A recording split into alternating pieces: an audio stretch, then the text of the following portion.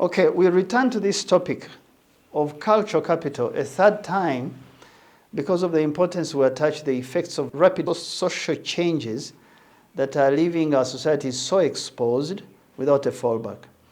A fallback that would create a raft on which to build national collective values.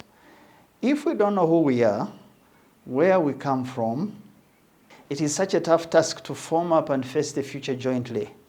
So we defined cultural capital in our first installment as those symbols, ideas, tastes, preferences, customs, which when used appropriately, they are a very deep resource on which to build for the next generation and to unite us as Africans.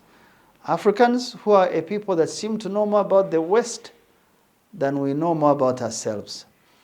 We said leaders in this field of cultural capital are like movie makers. They often shape thoughts, values, and aspirations of society and its institutions. I actually think that the reason we do not cohere very well or build lasting institutions is this kind of slow erosion of this capital asset class called cultural capital. So when we give our children a strong and progressive cultural capital base that harnesses all that is hidden in our languages and customs, it then gives them a basis for understanding themselves and other groups in a much deeper way. So what are the three benefits of cultural capital? The first is a sense of alertness and paying attention in situations of life.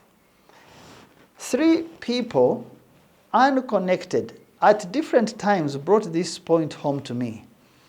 The first was the late Mzee Serwano Kabogorwa, who died in, I think, 2017. He had been a UPC functionary in the 1980s, Uganda People's Congress functionary in the 1980s, but he later joined NRM, the National Resistance Movement, and he headed the district of Sembabule as its RDC at the time. Now, sometime around 2005, the president gave us a beautiful Rugondo bull at our home. Rugondo is one of those Ankole cows that have a starry skin. We brought this bull into our herd in Ruengo district. Now, given Ruengo and Gomba are short distances, the bull figured out it would retrace the steps, though we had brought it on a truck, and it would head back to its original herd. Now, a drunken man, usually ignored by many in his village as a nuisance, this man spotted this bull midway its journey, and the drunken man reported this incident to the RDC. The RDC was Mzee Kabogorwa. I found the late Kabogorwa's contact and I called him. Kabogorwa used a particularly awful allegory in Runyachitara, saying, and I quote, "A man in a certain village used to defecate on the roadside so regularly that when that man died, many in that village asked what had happened to the man who used to do this awful act."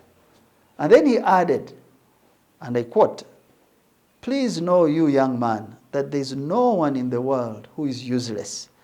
Even a drunken man can save a situation," close quote.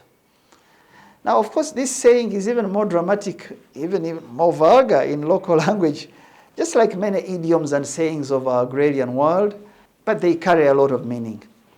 What Mzee Kabogorwa meant is a sense of alertness. And often people who grow up in the countryside have this sense of alertness because of the seasons they observe with nature. For example, a child tending cattle in a dark night, far away from home, in a dry season, it teaches that child to listen for strange sounds of wild animals.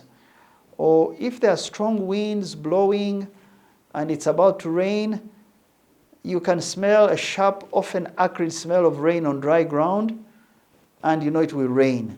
Or when you bend in the night and breathe in the dark as you walk, you can often tell what is hiding in the thickets. All these things I'm mentioning give a child a sense of alertness, a sense of knowledge of nature, a sense of people, a sense of seasons, and that sense stays with a child even in old age. Now, this is not to demean urban experience, because all experiences, urban, peri-urban, rural, they lead us somewhere. But I'm trying to affirm the fact that in agrarian societies, there tends to be a way that young people mature faster, a little faster because of a sense of need and the denial of the material riches that the cities they have growing in the villages. So even a drunken man can curiously spot a runaway animal or report a theft, according to Mzee Kavugurwa, and therefore do not pass your eye through people because they all carry different experiences.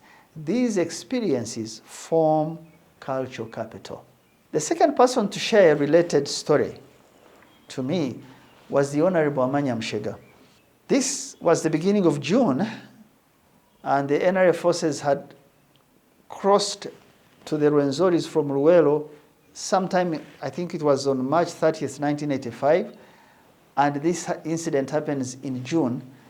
In that very long, heroic march that began from Luwelo, when soldiers fighting while guarding sick, injured, and hungry civilians were crossing to the Rwenzoris.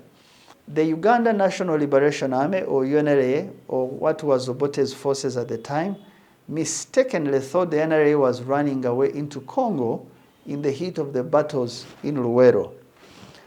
One morning, Mshega says, Mshega and the late Fred Rijama were leading a column.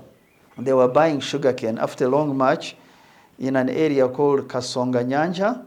Those of you who know something about NRA, there was a song about people who died in Kasonganyanja. Kasonganyanja is in the village of Kanyankende, around the Rubona area of Kabarore district. Again, a drunken man passes by the NRA officers, zigzagging and shouting, and I quote, "Tubagonza muno, konka nebaza kubatera. We love you very much, but please be careful. You will be beaten badly." Close quote. Now, because Rijama was alert to all circumstances, like any commander would be, and he didn't want to take a drunken man's words casually, he immediately ordered his unit to fall in and take cover, just based on the words of a drunken man that he hardly knew anything about a minute prior.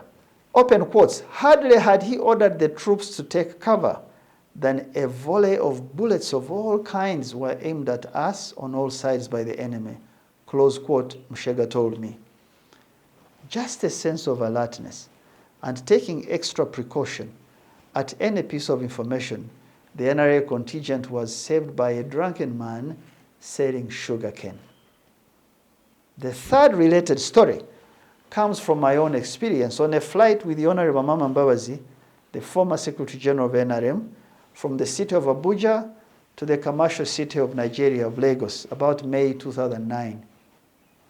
We sat next to each other, with him by the window and me by the aisle, and after a few pleasantries exchanged, I pulled out my book from the bag, the overhead cabin. I started reading just as the plane had taken off.